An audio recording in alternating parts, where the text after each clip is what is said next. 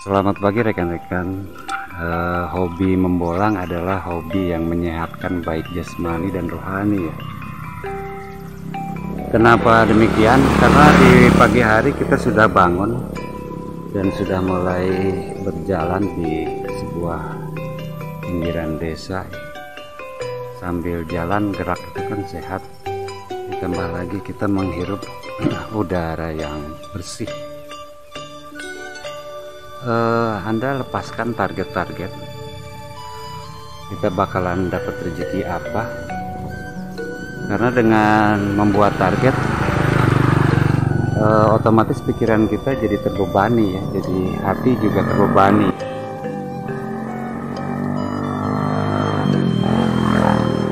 Dengan melepas target kita akan lebih tenang, baik dapat atau nggak dapat ya. Banyak sekali video-video yang menampilkan, menyajikan kepada Anda bahwa dia selama membolang tidak mendapatkan apa-apa ya, tapi toh ditonton juga ya. Jadi sehat jasmani dan rohani ya, itu sebagai tanda syukur kita kepada Tuhan yang Maha Kuasa bahwa kita masih bisa berjalan. Yang berikutnya lagi otomatis kita sedang melatih mata ya, ketajaman mata dari jarak jauh. Dan nanti kalau Anda bertemu dengan warga masyarakat, sempatkan ada ngobrol-ngobrol ya. Lalu yang berikutnya lagi adalah ajang silaturahmi, berkenalan dengan pemilik bambu ya. Ini adalah kegiatan-kegiatan yang tentunya sangat menyehatkan jasmani maupun rohani ya. Oke rekan-rekan, selamat mengikuti video dari JDTL Ciwidey. One eternity later.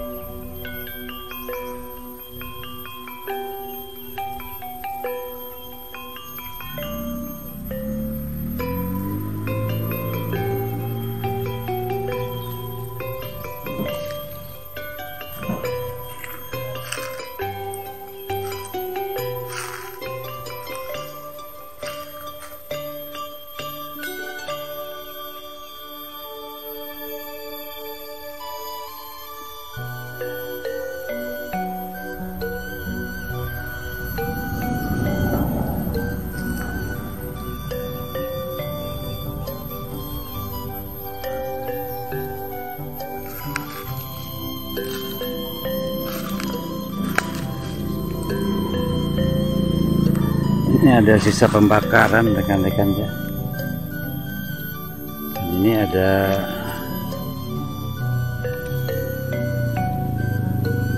tongkat. Ini tidak jadi dibakar karena mungkin keburu hujan rekan-rekan ya. Tapi tongkat ini kok sangat bagus ya, ada pegangannya. Baik kalau gitu kita koleksi aja. Ini ada bambu-bambu lain.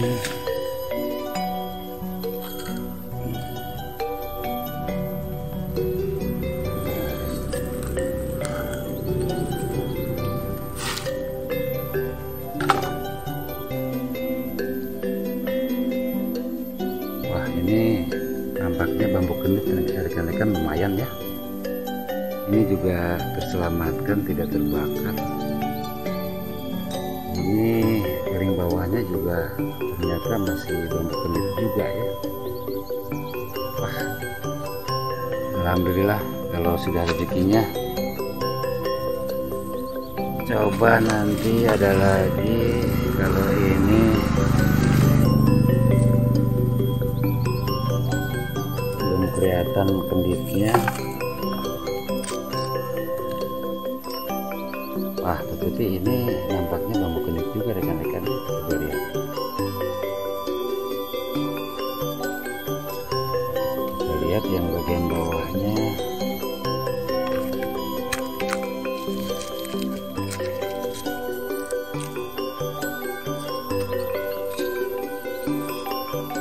Ini kendit tapi tidak sempurna rekan-rekan ya. Lalu yang ini, oh ini bambu terbakar ya. Oh tapi rekan-rekan ini bentuknya bagus ya, seperti opal ya. Wah ini alhamdulillah kalau begitu kita ambil aja ya, kita koleksi aja ya, karena bambunya bentuknya opal ya. Oke, 1, 2, 3, dan ini ada sisa bonggol.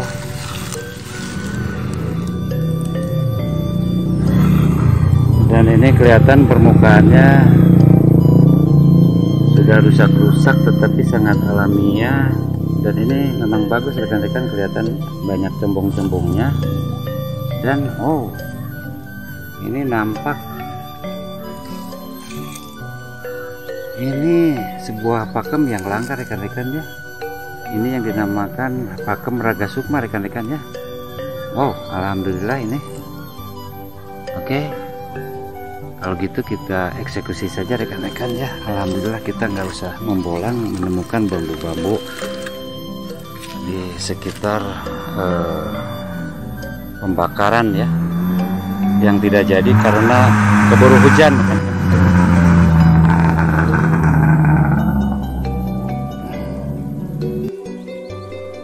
Kalau memang sudah rezekinya itu tidak usah bersusah payah, rezeki ada di depan mata rekan-rekan ya.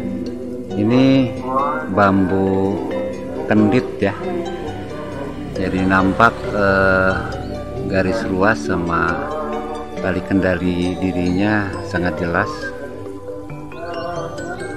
Yang atas juga sama, sangat jelas sekali.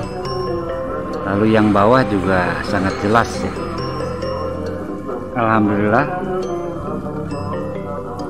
Dan ini bambu kendit yang berikutnya, yang kedua, ini nyaris terbakar rekan-rekan, tetapi alhamdulillah kenditnya masih terlihat dan nampak ada garis sambung raganya rekan-rekan ya. Nah ini juga kenditnya masih kelihatan juga ya, kenditnya kelihatan. Dan ini sambung raganya itu menerus sampai ke bawah ya. Yang berikutnya lagi ini adalah tongkatnya rekan-rekan. Nah jadi ini buat pegangannya, dan ini tingginya kira-kira ada sekitar 1,20 meter, jadi cocok sekali. Baik tingginya maupun ukurannya sangat tepat untuk tongkat rekan-rekan ya. Yang berikutnya lagi adalah ini dia yang dimaksud dengan bambu gepeng atau bambu opal ya. Jadi ini memang kelihatannya gepeng ya, seperti ini gepeng. Kesininya kecil tapi kesininya besar, jadi membentuk seperti opal.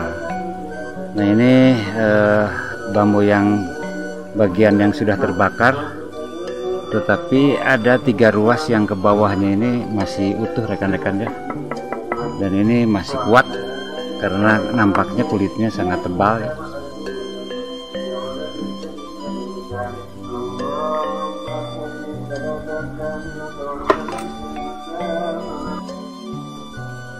Dan ini adalah bambu Raga Sukmanya rekan-rekan ya. Jadi ininya masih agak kuat carangnya itu ya. Dia menembus ke dalam ya. Jadi kejadiannya itu biasanya Ini bambu yang sudah tua keropos ini dimakan oleh serangga seperti semut, atau mungkin kalau dilihat ukurannya besar seperti begini, mungkin saja ini merupakan hewan-hewan yang lebih besar ya. Sekalipun di sini ada nampak lubang-lubang yang kecil, biasanya ini semut ya. Kalau yang besar ini biasanya hewan kumbang namanya ya. Nah, ini si carangnya itu masuk ke sana. Dan alhamdulillah ini bagian rimpangnya atau bonggolnya masih ada. Sangat indah rekan-rekan ya. Ini pakem ini agak langka didapatkan ya.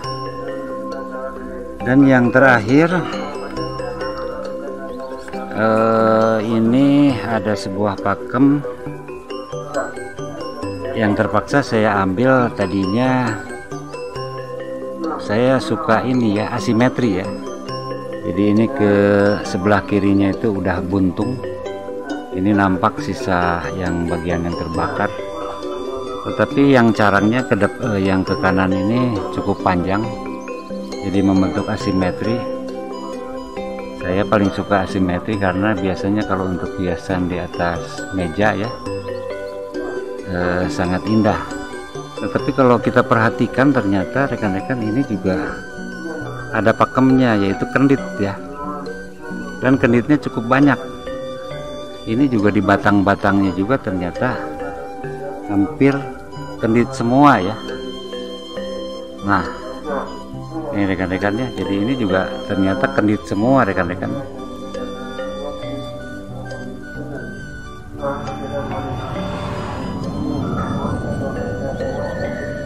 Bagian atasnya juga sama ya. Ini juga kendit juga rekan-rekannya. Ini kendit juga ya.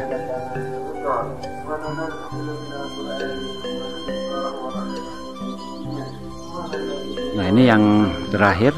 Jadi ini hiasan yang asimetri tetapi penuh dengan kendit-kendit ya, penuh dengan kendit-kendit rekan-rekannya. Pernahkah Anda mendengar sebuah bambu berpakem raga sukma? Seyogianya bahwa carang-carang atau ranting-ranting itu dia bergeraknya ke arah luar ya. Karena fungsinya itu untuk mencari sinar matahari dan kebutuhan oksigen. Tetapi ada carang yang ternyata masuk ke dalam tubuh bambu itu sendiri. Hal ini diperkuat awalnya itu dengan adanya sebuah lubang atau combong ya. Itu lubang itu terbentuk dikarenakan dimakan oleh rayap ya, seperti semut atau barangkali rayap-rayap yang lain. Dengan adanya lubang atau combong ini, ternyata ada sebuah ranting yang memang tertarik untuk masuk ke dalamnya. Ini sesuatu hal yang di luar dugaan kita rekan-rekan. Jadi sifat lubang itu seringkali menarik ya. Kalau Anda tidak percaya, banyak juga orang terjerembab ke dalam lubang ya. Dan di alam semesta juga ada gejala lubang yang dinamakan black hole. Itu sifatnya itu menyedot atau menarik ya ke dalam sana. Jadi tidak heran di dalam bambu juga banyak carang-carang yang tersedot masuk ke dalamnya. Dan ini kebetulan di sebelahnya juga ada lubang yang sama sehingga dia dapat menembus ke arah sampingnya. Kalau direfleksikan ke dalam pelajaran bagi diri manusia, pertanyaan pertama, apakah manusia memiliki lubang? Dalam kitab suci dijelaskan bahwa di dalam otak sendiri mempunyai lubang yang dinamakan God spot. God spot sudah ada sejak lahir karena memang manusia itu sudah mengenal Tuhan itu secara fitrah dari sejak lahir. Sementara peranan agama itu adalah untuk memperkuat agar God spot tadi di dalam otak itu melalui zikir dan peribadatan untuk memperkuat kehadiran God spot tadi. Melalui peribadatan yang intensif dan ilmu-ilmu yang mendukungnya, maka dari God spot itu akan menyambung ke dalam spot atau lubang yang ada di dalam hati. Jadi hati ini sifatnya gaib, dinamakan kalbu, sedangkan lubang atau spot yang ada di dalam hati itu dinamakan miskat. Anda barangkali pernah mendengar bahwa di dalam kitab suci bahwa lubang di dalam hati itu dinamakan miskat. Kalau diterjemahkan ke dalam bahasa Indonesia adalah seperti kaca atau lubang yang tak tembus ya. Sekalipun kita dianjurkan untuk menembusnya, untuk menemui Tuhannya. Sangat indah rekan-rekan penamaan dari Raga Sukma itu, artinya meraga sukma itu artinya kita masuk ke dalam relung hati itu. Mohon maaf apabila terjadi kesalahan di dalam saya menguraikan atau mengapresiasi dari bambu Raga Sukma ini ya, karena manusia ini tempatnya sebuah kesalahan, sementara kebenaran mutlak hanya milik Allah ya. Tetapi melalui bambu ini minimal saya bisa bercerita untuk mengedukasi minimal keluarga atau anak-anak saya sendiri.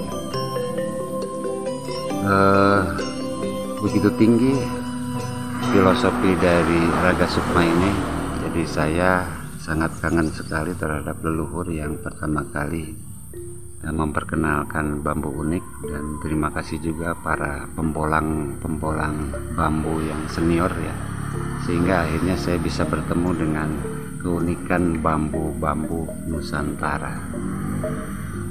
Pertumbuhan bambu yang normal itu rata-rata diameternya itu antara 7 sampai 12, bahkan ada yang 13 cm ya, saking besarnya. Tetapi ada di dalam satu rumpun itu bambu itu memiliki diameter yang memang agak kecil ya, antara 3 sampai 4 cm, sebesar genggaman tangan ya.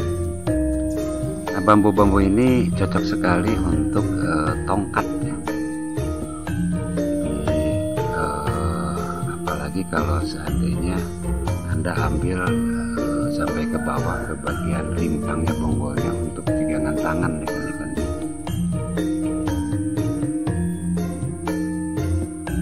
Sangat menarik rekan-rekan, Anda bisa memotongnya kira-kira sekitar 1 meter.